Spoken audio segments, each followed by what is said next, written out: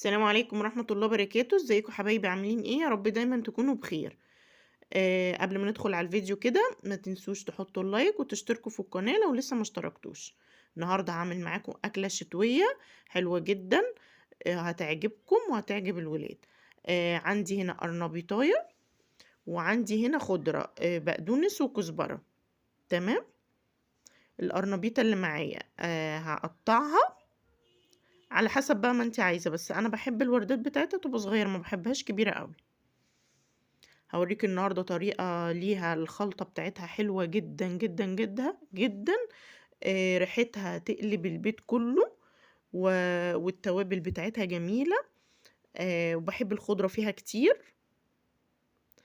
وهنشوف بقى هنعملها ازاي مع بعض. انا ببتدي كده اقطعها واحط حلة مية سخنة على النار، يعني سايبة المية تغلي على النار.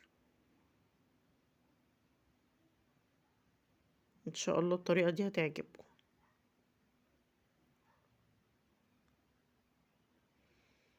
هنا انا قطعتها اهو.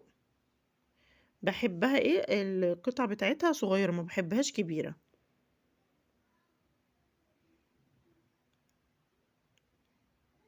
تمام. لو لسه ما اشتركتيش في القناة يا ريت تنوروني وتشتركوا في القناة، وان شاء الله الفيديوهات هتعجبكم.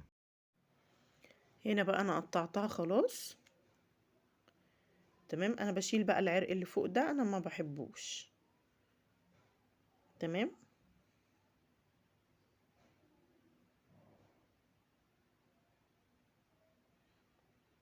هنضفها بقى كلها كده. وقطعتها الوردات تبقى صغيرة بالحجم ده. هنا دي الكمية اللي معايا بقى كلها. المية طبعا بتغلي على النار. هبتدي احط فيها شوية ملح وشوية كمون. هو القرنبيط الكمون فيه بيبقى كتير، بيبقى حلو.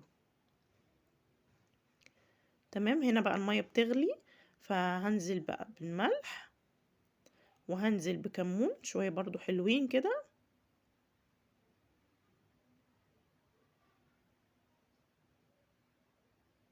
خلاص.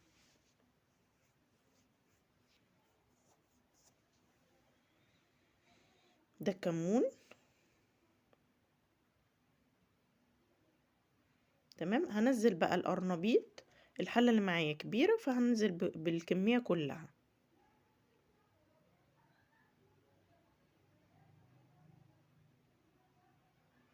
جربي الطريقة دي ان شاء الله. انا ولادي ما كانوش بياكلوه الطريقة دي، بقوا بياكلوه الحمد لله وبيعجبهم قوي. جربيها ان شاء الله هتعجب الولاد. هنزل بقى ايه بكل الكمية اللي معايا كده. مش عايزة اسلقه قوي عشان خاطر ما يتهريش معايا. هو كده كده ما بياخدش وقت في السوا. غلوتين كده وهطلعه. هنا بقى معايا هحط الدقيق. هحط الاول مية، انا عايزة اعمل عجينة الاول. خلاص. هحط المية وهحط الدقيق. وهبتدي اقلب كده بالمضرب. عايزة العجينة ولا تقيلة قوي ولا خفيفة قوي، عايزاها ايه معقولة. يعني زي عجينة الكيكة كده. لو عندك لبن حطي مكان المية لبن. انا ما عنديش فانا حطيت مية. مش هتقول لا يعني. هنا بقى عندي بيض. كمية بقى البيض اللي انت عايزاها. انا هحط بيض، وعلى البيض بقى هحط التوابل. وهقلب كله مع بعض. طبعا العجينة اللي معايا دي تقيلة شوية عشان خاطر لسه البيض، يعني البيض هيخففها برضو. تمام. الخضرة هي متقطعة جنبي. انا غسلتها كويس وقطعتها بالشكل ده. هنزل بيها بعد ما احط البيض والتوابل.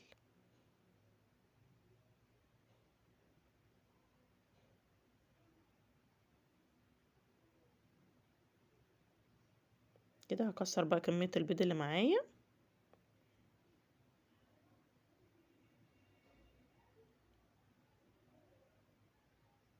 تمام. هنزل بقى ايه بالتوابل. عندي بقى ايه ملح وفلفل اسود كمون، برضو تزودي الكمون في القرنبيط. ملح، فلفل اسود وشوية كمون كده حلوين. وهحط شوية جنزبيل بيديله طعم حلو قوي، وهحط كركم وشوية بهارات. تمام. يبقى انا حطيت الملح وده الكمون اهو. كمون، انا تقريبا حطيت كل الكمون اللي عندي.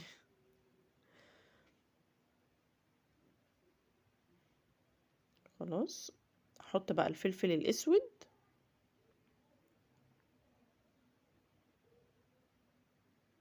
يبقى انا حطيت الاول الميه، لو ممكن مكان الميه لبن، وحطيت دقيق، عملت عجينه مش خفيفه قوي مش تقيله قوي زي عجينه الكيكه كده. وبعدين نزلت بالبيض، وحطيت عليه ملح، فلفل اسود، وشويه كمون حلوين، وشويه بهارات، وحطيت كركم، وحطيت جنزبيل. تمام. هقلب بقى ده كله كده مع بعضه عشان هحط بعد كده الخضره. ما تنسيش تحطي اللايك. هنا انا كنت نسيت احط البهارات، حطيتها دلوقتي.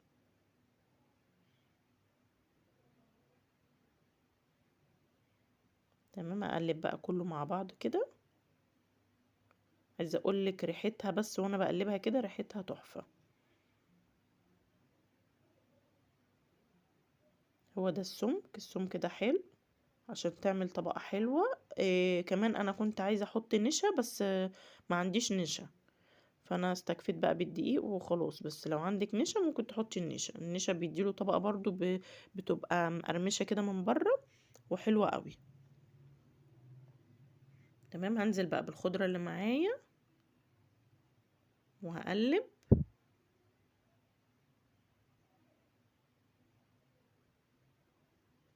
خلاص هي كده الخلطة جاهزة. خلاص هستنى بقى القرنبيط يستوي في المية، وبعدين هطلعه وهقولك هنعمل ايه.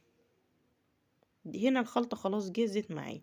هنا القرنبيط كان خلاص استوى، مش عايزاه يتهري عشان هو على طول يعني بيستوي بسرعة. هطلعه بقى في مصفى.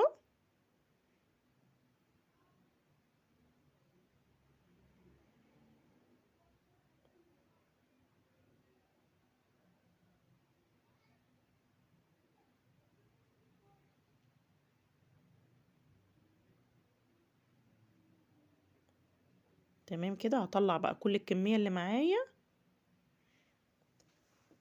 هستناها بقى تبرد، يا اما نديله شطفة كده بس عشان يوقف سوا عشان هو طالع اهو سخن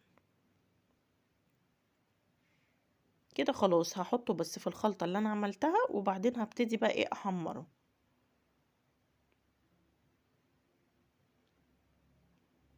هنا بقى الطاسة اللي هناك دي هحط فيها بطاطس، هحمر بطاطس. تمام. قشرت البطاطس وقطعتها، مستنية بس الزيت يسخن وهنزل عليها بالبطاطس اهو. دي البطاطس هنزل بقى في الزيت وهو سخن.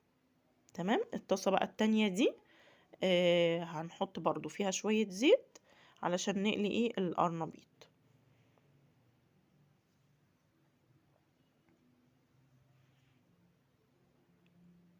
اوعي تكوني نسيتي تحطي اللايك. لو وصلتي لحد هنا ما تنسيش تحطي اللايك.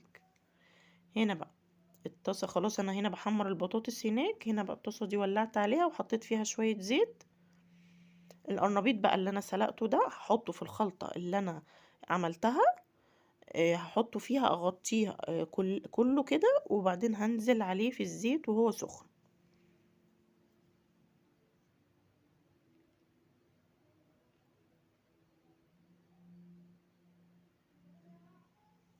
مستنية بس الزيت يسخن. انا الفيديو ده مش مسرعاه خالص يعني، هو ماشي براحته، انا ما جريتش اي حاجة.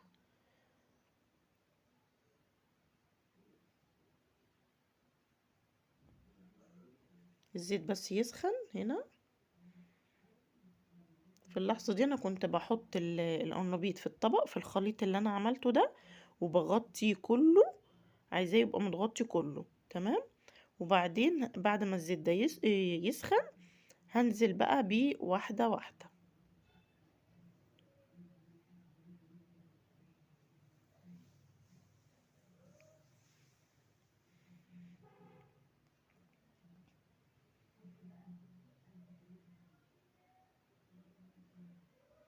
اهو.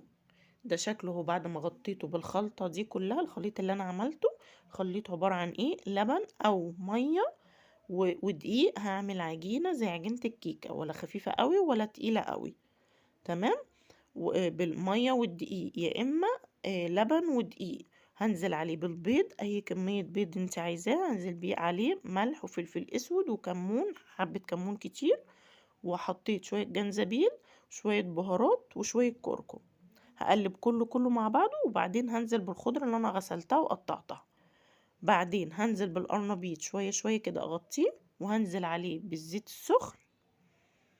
تمام. هحمره بقى ياخد لون حلو، احمره من كل الجوانب. لو عندك شوية نشا هتحطي برضو على الخليط ده شوية نشا. خلاص، هستنى عليه يحمر من تحت، وبعدين هقلبه على الوش التاني. هنا هو كان اخد لون من تحت اهو.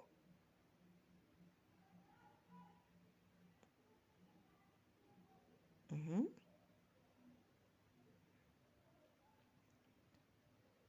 في كذا طبعا طريقة للقرنبيط ده، انا بصراحة بفضل الطريقة دي قوي. على طول يعني، طول عمري وانا بعمله بالطريقة دي، مش عارفة اغيرها بصراحة، والطريقة دي حلوة يعني، طعمه حلو.